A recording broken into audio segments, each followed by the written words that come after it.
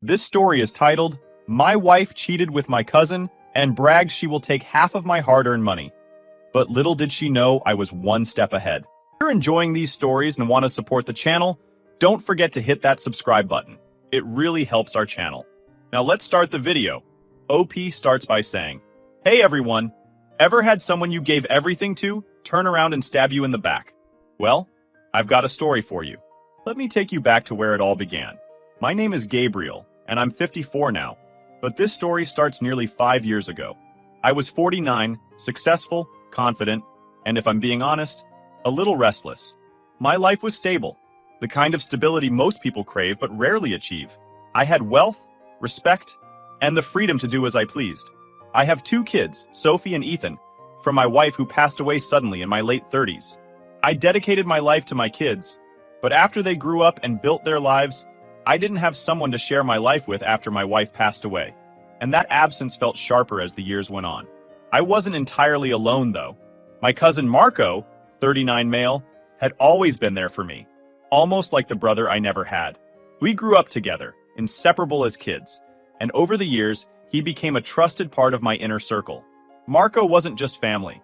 He was someone I could lean on, someone I thought I could always trust. Although was a master of charm but a disaster in execution, jumping from one failed venture to the next, a boutique that folded, an app that vanished. We always laughed about it. Then I met Christina. It was at a charity gala in the heart of Manhattan, one of those events where everyone was there to rub elbows and prove they belonged. I wasn't expecting anything beyond another night of polite conversation and calculated networking. But then she walked in. Christina was radiant.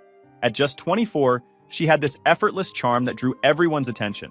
Her laughter filled the room like music, and her smile could stop time. She wasn't just beautiful, she was magnetic. I couldn't take my eyes off her. When I finally mustered the courage to approach her, I felt like a teenager again, nervous and unsure of myself. Gabriel, I said, extending my hand, trying to hide the fact that my heart was pounding. Christina, she replied, her voice light, her handshake firm. There was something in her eyes, a spark that made me feel like I was the only man in the room. We spent the rest of the evening talking. It didn't matter that she was younger than me, or that we came from completely different worlds. In those few hours, it felt like we'd known each other forever. She told me about her dreams, her love for travel, and her hunger to experience everything life had to offer. I was captivated. Over the next few months, our relationship blossomed. Christina had this ability to make the mundane extraordinary. A simple dinner felt like an adventure. A quiet evening at home felt like a scene out of a romance novel. She made me laugh, she challenged me, and for the first time in years, I felt alive. I introduced her to my world, and she embraced it eagerly. Christina loved the finer things, luxury cars, private jets, and 5-star hotels. But it didn't feel superficial at the time. She made me believe she loved me, not just the life I could provide. Looking back, I wonder if that was the first lie I told myself. Over the months, she also met everyone important to me, including Marco. He was his usual charismatic self, charming her with his easy jokes and warm demeanor. Christina fit in with my family effortlessly, or so I thought at the time. I remember feeling a deep sense of pride watching her laugh at Marco's stories. Like the 2 most important people in my life were forming a bond of their own. Speaking of Marco, since Christina entered my life, Marco was pushing his latest project, a nebulous tech startup he claimed would revolutionize data security. He talked about it incessantly at family gatherings, peppering his pitch with buzzwords like disruption and synergy, but never offering a clear explanation of what the business actually did. His persistence, however, began to wear me down. I'd spent years dodging his pitches, but when Christina started championing his ideas as well, I began to reconsider. You should really think about it, Christina said one evening, her enthusiasm infectious. Marco's on the verge of something big. He just needs someone to believe in him. Her words planted a seed of doubt in me. I didn't trust Marco's track record, but I trusted Christina. I wanted to support him, to give him the chance he kept asking for. She was my good influence. She made me love her more through these kind moves for me to strengthen my connections with my beloved ones. It wasn't long before I proposed. I spared no expense. A candlelit dinner on a yacht in the Mediterranean, a custom-designed diamond ring, and a string quartet playing her favorite song.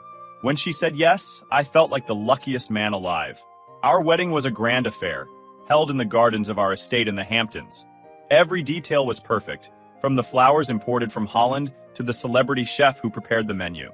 As Christina walked down the aisle, a vision in white, I thought to myself, this is it. This is my forever. The first few years of our marriage were blissful. We traveled the world, spent lazy weekends in our penthouse overlooking Central Park, and hosted extravagant parties that were the talk of the town.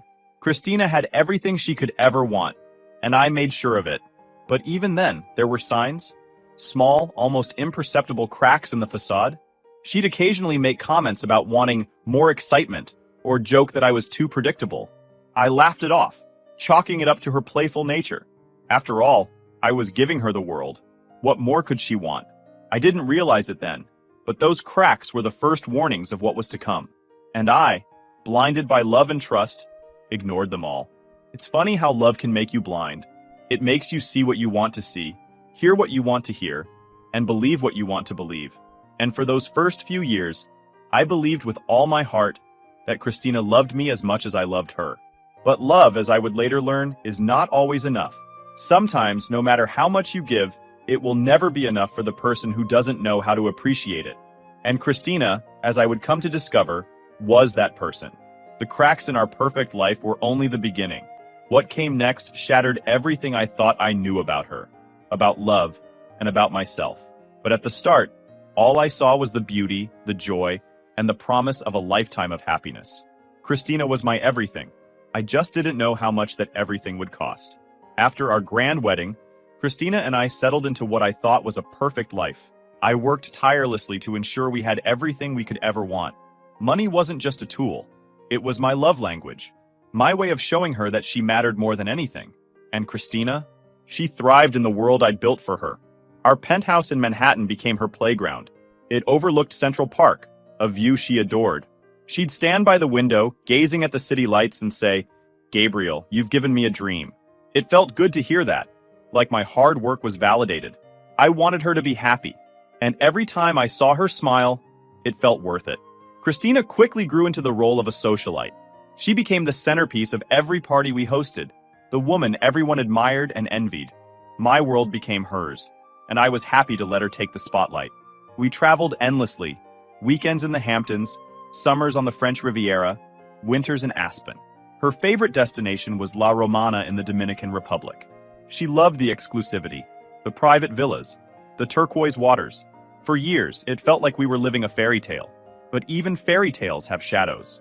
The first signs of trouble were subtle, almost too small to notice. Christina had always been outgoing, but over time, her nights out became more frequent. At first, it was with friends from the charity circles, people I knew and trusted, but gradually, new names began to pop up.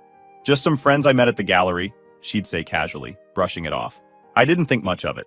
Christina was young, and I wanted her to feel free, not trapped by the age gap between us. But then, she started coming home later and later. Her excuses grew flimsier. "It was just such a great night. You wouldn't have enjoyed it anyway," she'd laugh. I started feeling a gnawing doubt in the back of my mind. Was this normal? Was I being paranoid? Chalked it up to my insecurities about our age difference.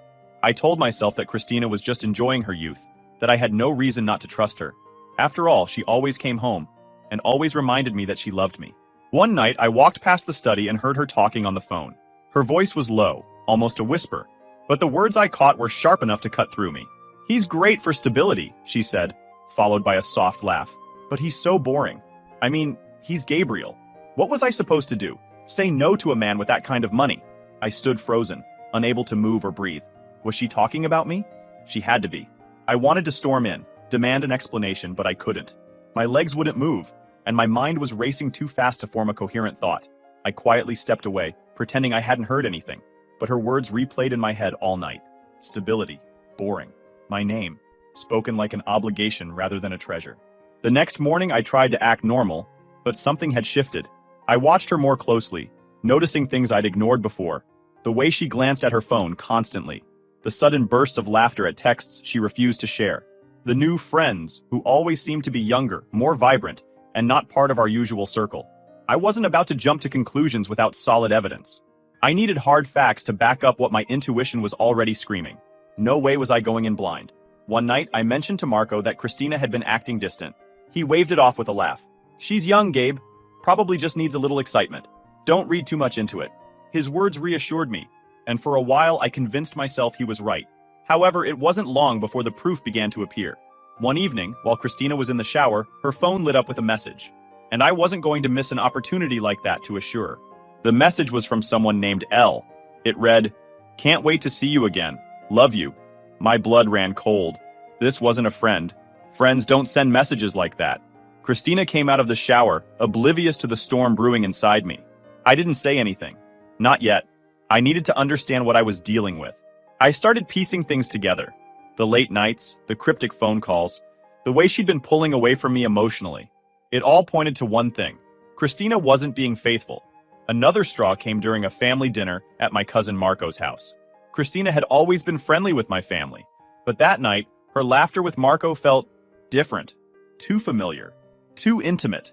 I noticed the lingering glances, the inside jokes I wasn't a part of. There was a moment when all of us came inside the house. They stayed for a while out, saying that they're coming. Once I noticed her absence, I went to check on her. There she was, standing too close to Marco, smiling with shyness. And he was getting closer. I immediately called on her with a steady and firm voice. I almost ruined the whole night, but I was too wise to act childish. I had my own other ways. Obviously, it didn't take long for me to notice that there was something between them. Any awake man would notice. The betrayal wasn't just with strangers. It was with someone I trusted, someone who shared my blood, my cousin. The realization left me breathless and furious. This wasn't just about infidelity. It was about betrayal on a level I hadn't imagined. But still, I said nothing. I needed time to process, to figure out my next move. This situation required precision. I had spent years building a life of stability and control, and now everything felt like it was spiraling out of my hands. The cracks in our life of luxury had widened into fissures, and I knew it was only a matter of time before everything came crashing down. But if Christina thought she could get away with this, she underestimated me. After that dinner at Marco's, the pieces of Christina's betrayal began to form a picture I could no longer ignore. The woman I had given everything to, the love of my life, my partner, had been lying to me. And the lies weren't just small ones. They were deep, calculated, and cruel. For days, I lived in a haze, alternating between heartbreak and rage. My mind replayed every suspicious moment, every strange look she exchanged with Marco, and every late night she couldn't explain. I didn't confront her immediately. I wanted more evidence. Maybe it wasn't Marco. Christina's phone became a goldmine of damning proof. Late one night, while she was asleep, I finally worked up the courage to unlock it. My hands trembled as I scrolled through her messages, but what I found made my stomach churn. There were texts from Marco, L. I knew it was him. She mentioned his name in one of their conversations. Explicit, vulgar messages that left no room for doubt. They joked about their stolen moments, their plans to meet up while I was working late. It felt like a dagger to the chest. I'd given her the world, and this was her gratitude? And with Marco of all people, my cousin, someone I'd grown up with, trusted, treated like a brother. But it wasn't just Marco. There were others. Flirtatious exchanges with strangers whose names I didn't recognize. Messages confirming rendezvous at upscale hotels I'd never been to. Christina's hunger for excitement extended far beyond what I could have imagined. That night, I sat in my office. In front of me lay a folder filled with evidence. Messages, photos, every damning lie Christina thought she'd hidden so well. For a moment, I let myself feel the weight of it all. The years I'd wasted. The love I'd poured into someone who never truly deserved it. I exhaled, slow and deliberate, then slid the folder into the safe. Not yet. Confronting her now would be satisfying. Oh, it would feel good to see her squirm, but it wouldn't be enough. I needed precision, strategy. I needed to dismantle her life the way she tried to dismantle mine. Carefully, deliberately, and with no room for recovery. Just as I was closing the safe, my phone buzzed on the desk. It was Charles, my oldest friend. He wanted me to come to dinner. My first instinct was to decline. After all, what was the point? For so long, I'd wrapped myself in a cocoon of work, home, and Christina, shutting out everything and everyone else. But something stopped me. Maybe it was exhaustion, or maybe it was the faint whisper of a life I used to have, one filled with people who genuinely cared about me. Over the next few weeks, I moved methodically. I met with my lawyer, transferring assets out of our shared accounts, and ensuring Christina's access to my world was slowly but steadily cut off. She hadn't noticed yet, too preoccupied with her endless girls' nights and frivolous shopping sprees. Each small step felt like a victory. When the joint credit card declined for the first time, I felt a flicker of satisfaction. That evening, Christina stormed into the penthouse, feigning confusion. Gabriel, there must be some mistake, she said, waving the card in my face. I'll look into it, I replied, keeping my tone calm, almost disinterested. She didn't press further, too proud to admit the humiliation. But it wasn't about the money for me. It was about breaking the trust in everything I gave her. Little did she know, this was only the beginning. Then, I started to clean things up with Marco first, since this trustworthy guy left me no choice. His smug demeanor, his constant hovering around Christina, and the subtle way he always steered conversations back to his business, it was all too calculated. When I finally pieced it together, I decided to confront him directly. No theatrics, no warning, just the truth, raw and unvarnished. I called him to my office one evening. He walked in, all false confidence and casual arrogance. "What's up, cousin?" he said, easing into the chair across from me, like we were just catching up over coffee. I didn't waste time. "Cut the act, Marco. I know what you've been doing." He froze for half a second, just long enough for me to see the flicker of guilt in his eyes. "What are you talking about?" "You and Christina," I said, leaning forward. "The late-night chats, the secret meetings, the way you've been using her to push your business agenda. Do you think I'm blind?" Marco smirked, a defense mechanism I'd seen him use 100 times. "Come on, Gabriel. You're reading too much into this. Christina's just been supportive of my work. She knows how much I've been struggling to get investors. And she thought I might what?" I interrupted, my voice like ice. "Invest in your scam because she asked me to? Because she warmed me up to the idea while you were, what? Sharing secrets? Sharing more?" Marco's smirk disappeared, replaced by a forced calm. "You're making it sound like, don't insult me by playing dumb, Marco," I snapped. "You've been working this angle for months, using my wife, to line your pockets. What kind of man does that to his own family?" He shifted uncomfortably in his seat. "You're overreacting," he said, but the tremor in his voice betrayed him. "Christina and we've just been talking, Gabriel. That's it." "Talking? Then why does she have your name saved in her phone under a code? Why do I have messages from her saying she'll make sure I see the value in your garbage startup?" Marco's face flushed, his composure cracking. "Look, I didn't mean for this to..." "You didn't mean for this to what?" I demanded, standing now, my fists clenched at my sides. "To blow up in your face? To get caught? You think I don't know what kind of man you are? You think I don't see how you've been manipulating her and trying to manipulate me?" He stood too, trying to save face. "You've got it all wrong, Gabriel," he said, his voice rising. "Christina came to me. She's the one who..." "Don't you dare try to blame her," I said, cutting him off. "She's guilty, yes, but you? Your family. You knew exactly what you were doing, and you did it anyway." For a moment, we stared at each other, the air between us heavy with years of shared history, now shattered by betrayal. "You're going to regret this," his tone laced with a hollow threat. "No, Marco," I replied coldly. "The only one who's going to regret this is you. And by the time I'm done, there won't be a single person willing to touch your business or your name."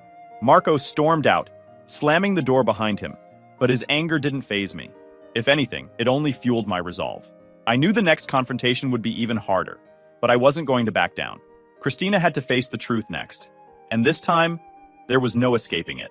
Now for Christina, she had built a web of lies, and I wasn't about to walk into it blindly. I needed to think this through. If she thought I was going to crumble, she was wrong. I had one advantage she didn't realize. I'd been planning for this moment long before it even happened. The annulment papers sat in my office safe, untouched, since the day I signed them nearly a decade earlier. I'd had them drawn up during our honeymoon in La Romana, back when I was still in the honeymoon phase, literally and figuratively. It wasn't because I didn't trust Christina back then. It was because I knew the risks of being a man in my position. Wealth attracts people, and not all of them have pure intentions. I told myself the annulment was a worst-case scenario I'd never have to use. But now, it felt like my saving grace. Guess what? Little did Christina know that we weren't legally married. She thought she'd secured herself a lifelong claim to everything I owned. That was her first mistake. I'd waited for the perfect moment. Quiet, private, where she couldn't run or deflect. Dinner in the penthouse was just the opportunity I needed. I set the table myself and pretended to be the man she thought she could still manipulate. But underneath it all, I was calm, calculating. Every word I said, every look I gave, was part of the plan. Christina thought she held the cards. She was about to find out just how wrong she was. Christina looked stunning as always, her makeup flawless, her smile radiant. She had no idea what was coming. "I ran into Marco today," I said casually, cutting into my steak. Her fork paused midair. Oh? How's he doing? Fine. He mentioned you, I said, locking eyes with her. Said you two have been spending some time together. She forced a laugh. Oh, come on, Gabriel. Marco and I? Don't be ridiculous. He's family. Exactly, I said, my voice cold. Which is why I find it disgusting. Her smile faded completely. What are you talking about? I leaned back in my chair, staring at her. I know, Christina. I know about Marco. I know about the others. Don't play dumb. I've seen the messages. Her face turned pale, and for the first time she was at a loss for words. I don't know what you're talking about, she stammered. Save it, I shouted, my voice rising. Do you think I'm stupid? Do you think I haven't noticed the late nights? The lies? The way you act around him? You've been using me, Christina. All this time, I've been nothing but a paycheck to you. She tried to deny it, but her voice cracked and tears welled up in her eyes. It wasn't supposed to be like this, she whispered, finally dropping the act. I didn't mean for it to happen. A predictable display of crocodile tears. You didn't mean for it to happen? I laughed bitterly. So what did you mean to happen? To bleed me dry until you find your next victim? Her silence spoke volumes. She knew she'd been caught, and there was no way out. But instead of apologizing, she turned defensive. You're not perfect, Gabriel. You're boring, predictable. Do you know how it feels to be married to someone who cares more about work than me? Her words stung, but I didn't let them show. I cared about you more than anything.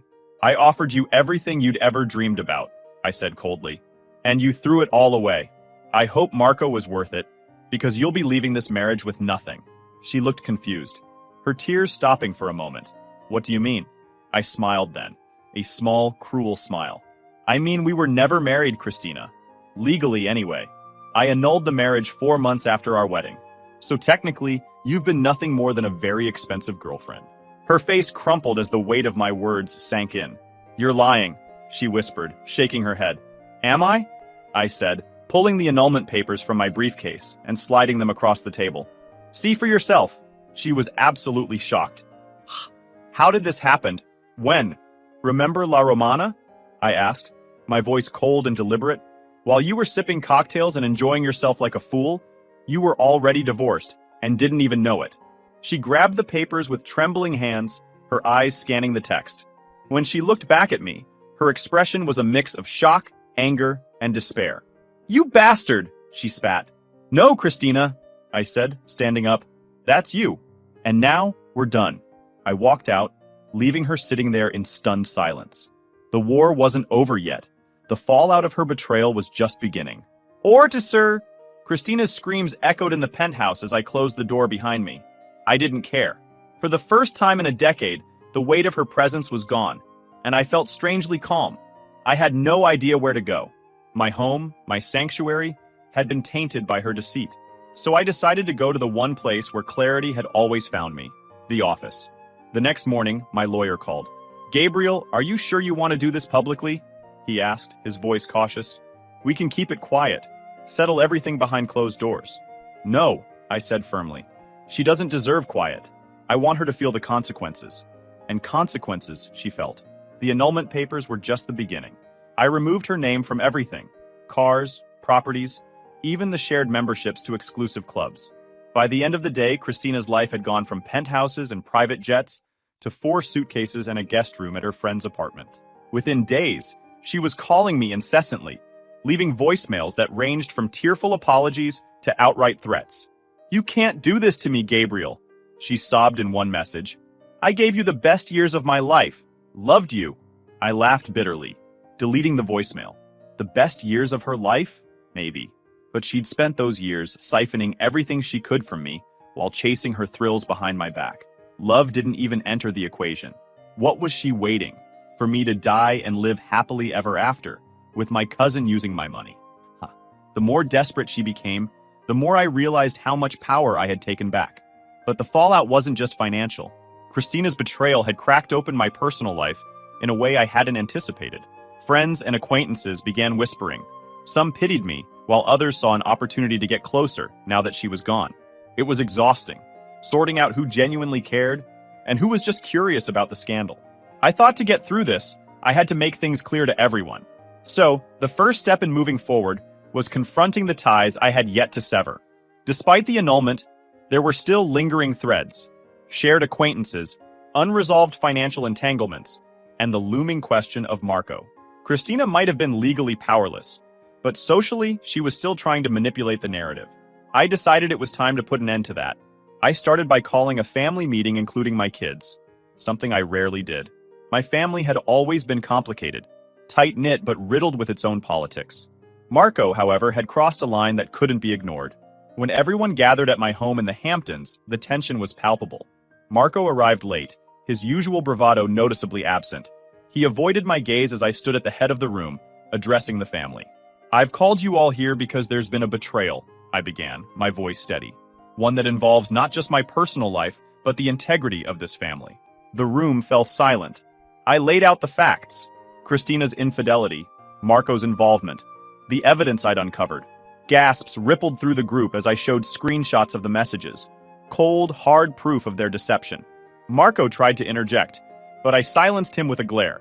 "You've not only betrayed me," I said, my voice firm, "but you've brought shame to this family. Effective immediately, you are no longer welcome in my life, my home, or my business. Consider this your formal exile." The room was stunned. Marco stammered, trying to defend himself, but the damage was done. One by one, family members turned their backs on him, disgusted by his actions. By the time the meeting ended, Marco was effectively cut off from the family, just as I had planned.